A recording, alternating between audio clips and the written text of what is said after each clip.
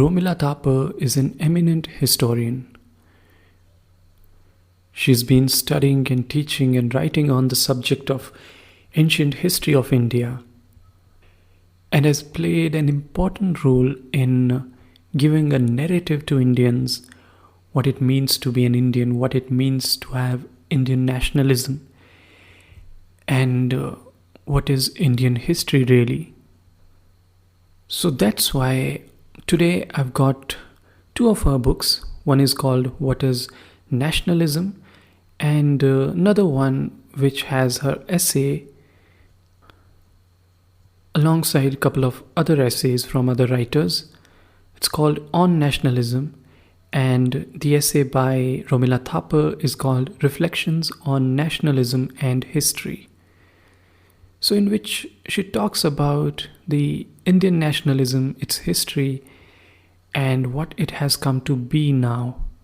So without any delay, I'm going to read a few pages from this essay to give you a taste of it, but I would want you to read the book and see for yourself what do you think of it and how do you see Indian nationalism.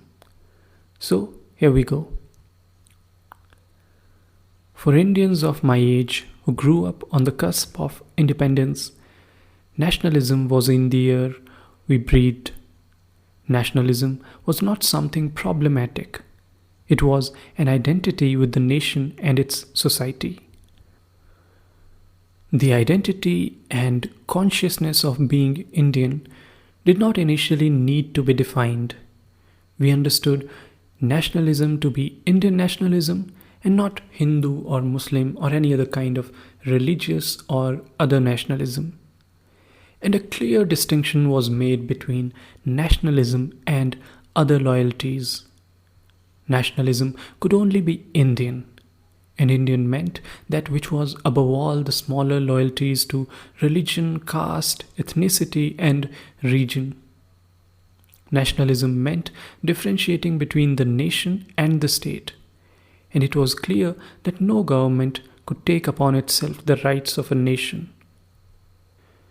Sovereignty resides with the nation and not with the government.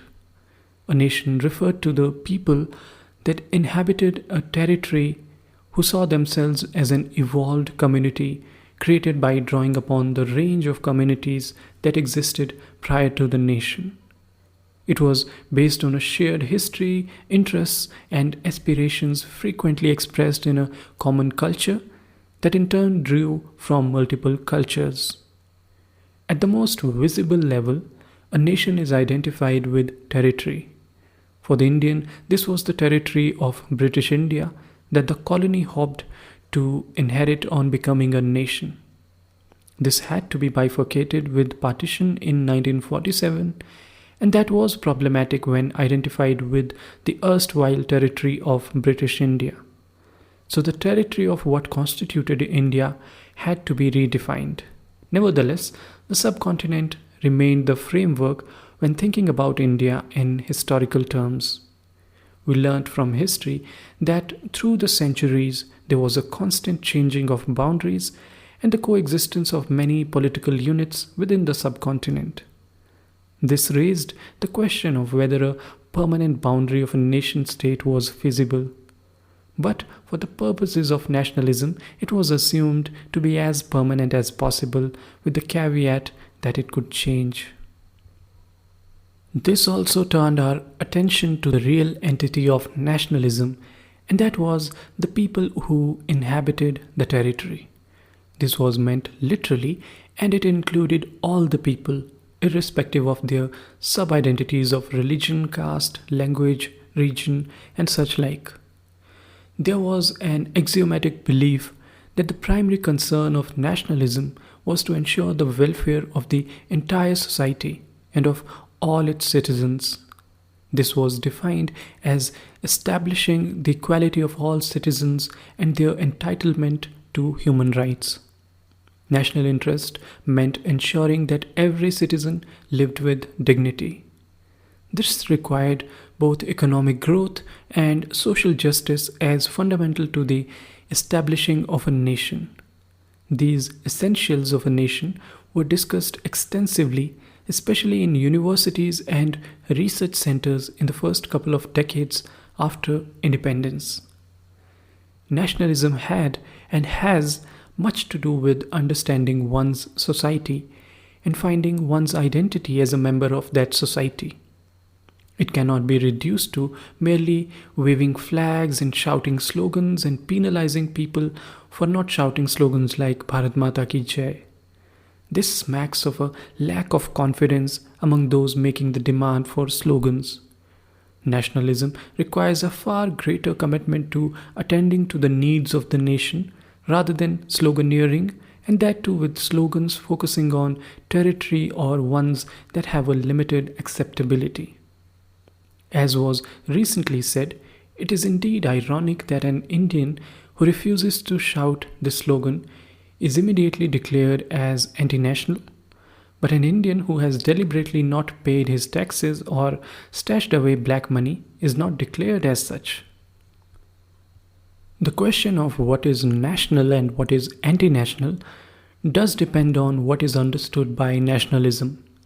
A commitment to the nation, if it encourages concern for and an ethical attitude towards other citizens of the same nation, is always commended. However, this should not be expressed as by vicious hostility towards neighboring nation, as also happens. Hostility in particular situations has to be tempered with reason, and this is one difference between good governance and bad. Nationalism, therefore, cannot be without its limits, and the limits have to be carefully worked out. The question is sometimes asked whether there was nationalism in pre-modern times. Historians would think not. Internal distinctions are part of the stratification of every society. Yet, as an entity, a society differentiates itself from others. Societies in the past were more often known by the characteristics of their elite. An example of this is the defining of civilizations. Indian civilization was located in the territory of British India. Its language was said to be Sanskrit and its religion Hindu. This definition was, of course, the contribution of colonial scholarship that we have dutifully appropriated without giving attention to other significant features that went into the making of the civilization or questioning whether this was all that was required for defining a civilization. The culture of the dominant elite went into defining civilization. Non-elites and their cultural patterns, especially in rural areas, were hardly recognized. They had a circumscribed existence. Even within this very limited definition of civilization, physical boundaries constantly changed, languages changed, religions mutated, as did the cultural identity and what was recorded as history. These again pertained more to the elites than to others. Nationalism, as it evolved historically, was inclusive and drew on the idea of the unification of diverse groups to form a new community of citizens. Nevertheless, there were and are some ideologies that claim to be nationalisms, but where the identity gives priority to only one group, and this acts as a force of divisiveness. This has led to identifying genuine nationalism as a form of unification. It does not require the cultural idiom of a specific community and often creates new idioms. More correctly, therefore, concepts of nations based on a single exclusive identity, religious, linguistic, ethnic, and similar single identities, are actually pseudo-nationalisms and should be precluded from being called a nationalism without the accompanying qualifier of their identity. Thus, in India, we distinguish between secular anti-colonial nationalism that was the mainstay of the national freedom movement and the other movements that called themselves nationalisms but were doubtful as such and were more correctly religious or communal nationalisms that drew their identity from individual religions such as the Muslim, Hindu, and Sikh nationalisms. Many historians would refrain from calling these nationalisms. The rise of such categories can, if one chooses to be charitable, be called subnationalisms, although some may hesitate to use any association with nationalism for such groups. Historians see the nation as a modern concept and do not trace it to antiquity. It emerges at a specific point of time that dates to the post-Enlightenment period in Europe. It coincides with a major change, namely the emergence of societies out of the earlier feudal or similar systems into what became the interrelation of industrialization with the growth of capitalism and an economy based on both capitalism and colonialism. As a universalizing concept, it lent itself to asserting political power, and that became the direction taken by most nationalisms. The nation is different from the state and from government. The state can have different forms of government as it did in the pre-modern past. The use of the term nation-state qualifies the kind of state. Nationalism is a function of the nation. Conceptually, it consolidates aspects of the nation such as democracy, territory, and power, and endorses the value systems that ensure equal rights and justice. The nation is generally not centrally and directly ruled by a dynasty. It is the representatives of the people who govern it in a democratic system. In other words, ultimately, it is the people who determine the nation. Unfortunately, this definition is not appreciated by the many who think nationalism is only about shouting slogans and keeping the territory unchanged. The question of nationalism and anti-nationalism, when it hovers over territory, is not as central when compared to the other aspects of a nation that all its citizens share, even if territory doesn't, on occasion, become the focus. A few decades ago, there was much discussion on what goes into the making of nationalism. The discussion was varied since nationalism is not a tangible object but an abstract concept. Benedict Anderson, the political scientist and historian, referred in his influential book Imagined Communities to an imagined community as constructed by people who think of themselves as a community with common perceptions that unite them.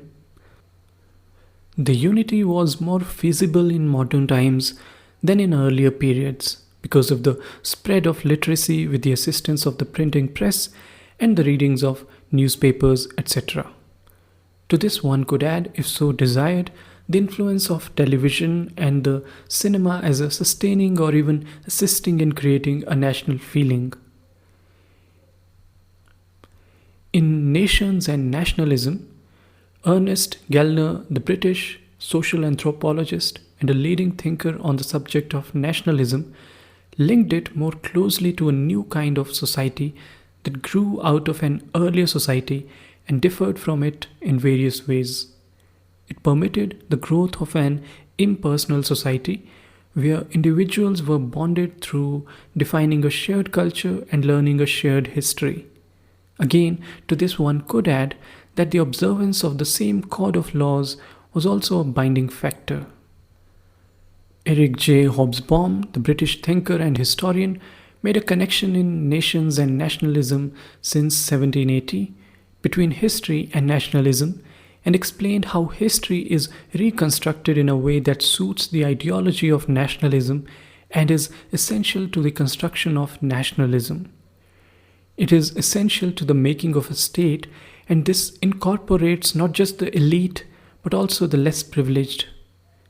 Nationalism may begin with ideas among the elite, but its propagation involves having mass support. Initially, anti-colonial Indian nationalism had a more limited role as compared to what it became when it was converted into a mass movement in the 20th century. History plays a crucial role in both creating the basis of the unity and for sustaining it. Hobsbawm compares the role of history to nationalism with that of the poppy to the heroin addict. This is one explanation for why history in India has become the arena of struggle between the secular nationalists and those endorsing varieties of religious or pseudo nationalisms. Nationalist historical writing visualized history as supportive of the interlinking of the communities that constituted Indian society. Occasionally, there were deviations from this when a particular religious community was given greater centrality than was appropriate to a nationalist perspective. Differences among historians arise when the pseudo nationalisms exaggerate the importance of a single history of one religious community as being the pre-eminent history of the nation, and denigrate and distort the history of other communities. The public historical confrontations today are between secular historians and those who write history from the perspective of communal nationalisms. Needless to say, the discipline of history has moved well beyond this debate, but the latter are oblivious of this since they are grounded in their political agenda. We have seen this clearly in the nationalist history written by historians who were part of the anti-colonial nationalist movement with their emphasis on understanding Indian society in terms of its continuity and common characteristics. As a contrast to this is the history as written by the RSS and Hindutva ideologues for whom the past has only to do with Hindu history of the early period and the victimization of Hindus under Muslim tyranny in the medieval period. They speak of Hindus being enslaved for 1,000 years by Muslim rule, but do not pause for a moment to give thought to at least two facts. One is that caste Hindus victimized the lower castes, Dalits and Adivasis for 2,000 years or more, and most caste Hindus, with exceptions, regarded it as quite legitimate. Some continue to do so. Secondly, that some of the more powerful propagation of Hindu religious sects dates to the last 1,000 years, such as the Bhakti and Tantric traditions in northern India, and these characterize the kind of Hinduism that is practiced by the larger number of people currently called Hindu in the census reports. The bhajans of Meera and Surdas and the poetry of Kabir and Tukaram, as well as the many renderings of the Ramayana such as Tulsidas and Kritivasa, were all composed in this period. Their popularity was so immense among various communities of people that phrases and verses from these compositions became idioms in the languages of their compositions such as Hindi, Bengali and Marathi. This experience was paralleled in other languages of the subcontinent. Furthermore, some of the most notable achievements in knowledge of various kinds, from literature to mathematics, can be ascribed to Hindu scholars who were recognized as such during this period. Among these achievements were some singular traditions of Hindu culture as well as some highly creative interfacing with other religions and cultures. Far from being victimized, Hindu culture flourished along with other cultures in these centuries. This is demonstrated in texts such as Madhava's Sarvadarshana Sangraha on the prevailing schools of philosophy and Samaya Sundara's Artharatanavali on linguistic explorations and belief systems. Sayana wrote his renowned exposition of Rig Veda in the 14th century. Commentaries on and digests of earlier social codes and Dharmashastras reflected new situations. Some incorporated discussions on the status of those converted to Islam. Others debated the status of the new, now greatly empowered temple priests who were performers of rituals as well as administrators in the many wealthy temples that became a part of the urban scene. Intensely devotional poetry was written by poets, some of whom were born Muslim but worshipped Hindu deities. One of the best known among them was Sayyid Ibrahim. popularly referred to as Raskhan, whose dohas and bhajans dedicated to the deity Krishna were widely recited in the 16th century and are still remembered by devotees of Krishna and others. The intermingling of cultures is also evident in the new kinds of classical music that was composed and sung at the courts of this period. Best known among these was the creation and evolution of Drupad, regarded by many as the finest form of Hindustani classical music. The Mughal court became the most impressive patron of the translation of many Sanskrit religious texts into Persian. Among these, the Mahabharata and the Bhagavad Gita hold pride of place. Brahmana priests worked together with Persian scholars on these translations, encouraged by Hindu and Muslim noblemen at the courts. This was also the period when the gurus, peers, and saints wandered from place to place, preached their understanding of religion, founded sects, and sometimes settled somewhere that became a place of pilgrimage. There were people of every possible religious background, and their teachings were often a religious melange that defied identification with a particular religion. Some were localized and others spread across the subcontinent, like the Nath Pantha. They ranged from informal religious sects to well-established formal sects with large bodies of followers. Such sects crossed religious and social barriers without a thought, and none could stop them because their followings were so large. When they became well established, even royal patrons received them cordially. They were the opinion makers of their times. This does not support the idea of victimized Hindus, but rather of people of different cultures investigating their cultures in order to find points of integration or of disagreement. Nor should this be taken as an indication of complete harmony among the various cultures. Since there were inequalities, there would have been points of dislocation and confrontation, as indeed are only too evident in the pre-Islamic history of India. But to speak of victimization is merely to try and impose a particular kind of image of the past onto our present so as to propagate communal hostility. The purpose of historical research is to try and understand the interface between the cultures of the past and explain the different kinds of relationships they may have had. But if history is subjected to fabrication in order to make it the excuse for aggression against another community in contemporary times, then we cannot expect it to provide an understanding and an explanation of what happened in the past and why.